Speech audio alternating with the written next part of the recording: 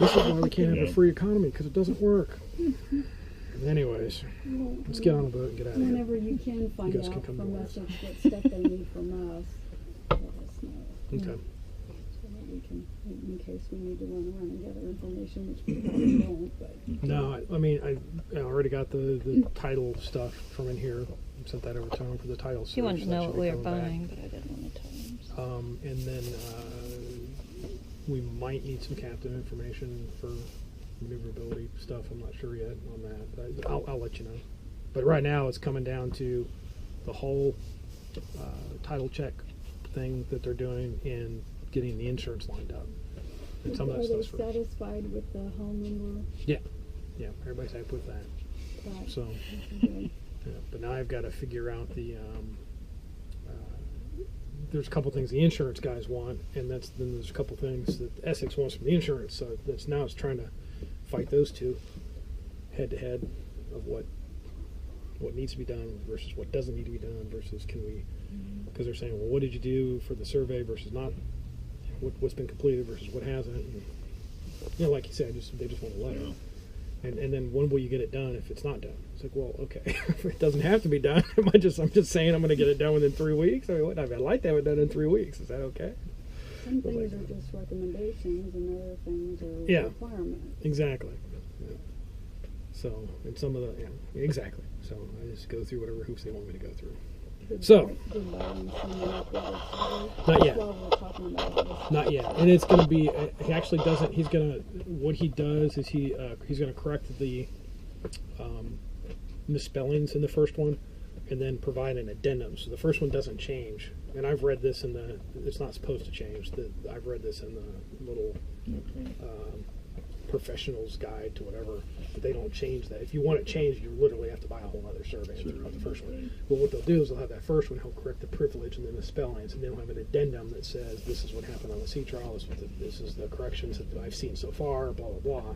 And the first one stays the same. Okay. So it'll. And again, the insurance company seems to not care what has been done, but they also want to know what am I planning on doing in the next couple of weeks. Plan on doing it all. It's like, okay, here's my. I wonder if Morgan could help a little bit on the what. He's the one I'm talking about. Insurance company will require to be done. He's the one that's emailing me. Morgan's telling me what I need to do. So. Okay, we're back to back to crossings. Remember, we've talked about the Abacos. Yep. These are the Exumas down in here. Andros is pretty much a wasteland. Not many people go there. Yeah. But here's the Exumas. Beautiful place to go, but much more remote. And second so trip. We talked about maybe Fort Pierce over to here, but if if Galen's talking and you follow Galen, and, he's going to want to go across to the Exumas. So let's talk about Bimini. It's pretty much off of Miami now, down in here, and this is 60 miles, 25 to 26. There's 60 miles. So remember, you don't measure these guys until you're on the equator. Yeah. Then that's 60 miles. But right now, 60 miles. Bing, bing. So it's about 60 miles across, and this is where a lot of small powerboats, 27 footers, 30 footers, go across for the weekend. Yeah. If it's good weather, just bang. We've seen people on Sea-Doos on videos do it. Yeah, they'll be Sea-Doos? over. Yeah. 2 Sea-Doos following. You follow a powerboat. You don't go by yourself, but yeah, 2 Sea-Doos and a powerboat crossed in video. Yeah, and it nice takes bikinis in it. Takes you a little bit more than an hour. Yeah, it didn't take them very long at all. And the guys in the boat had a nice view of the girls on the bikini. Yeah, it was good. It was a good video. Slow mo. It was a good video. Slow mo. Anyway, so it's 60 miles across there, and you can see here is the center of the Gulf Stream. These little squiggly things here, approximate location of axis of Gulf Stream. It's closer down here off Florida, and then the basic inertia just keeps carrying it in the same direction. So as Florida bends away and the Gulf Stream is going in the same direction, it's further offshore up here. So it might be 10 miles down here, 15 miles, 20 to 30 miles up here. So you can hug the coast and then just cut straight across, or cut straight across and then stay above the Bahamas and come in there. But anyway, this is Bimini in here, and Northwest Light major things you need to know: Bimini, Northwest Light, NASA's here, and then the Exumas, and this is all shallow water. This is called the tongue of the ocean, extremely deep in here, and a nice enclosed area. And the U.S. Navy to this day has a lot of sophisticated listening stations posted around at various points, and they send their submarines in there, of course working with the Bahamas, but the U.S. Navy sends their submarines in there, and there's no noise from other stuff in there. The submarine can move around and they can get good acoustic measurements on the sub. There's a sub testing area, and you'll see some acronyms for the naval stations, but there are these outposts of sensors and boats. And they'll send a sub in there in the tongue of the ocean and do these tests. And also, they're not, everybody's all about disturbing the whales. They can tell, are there any whales in here? No, we're not going to be bothering the whale over here. The closest they can be is up here on the other side of the land. So it's a real nice resource for submarine testing.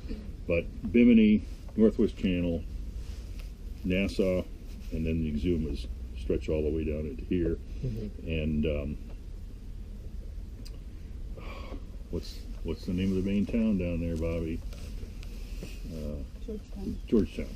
Georgetown is down in here. You can't. Yeah. See Georgetown right on there. So let's look at in the Grand Bahama Bank. Like I said, about 60 miles.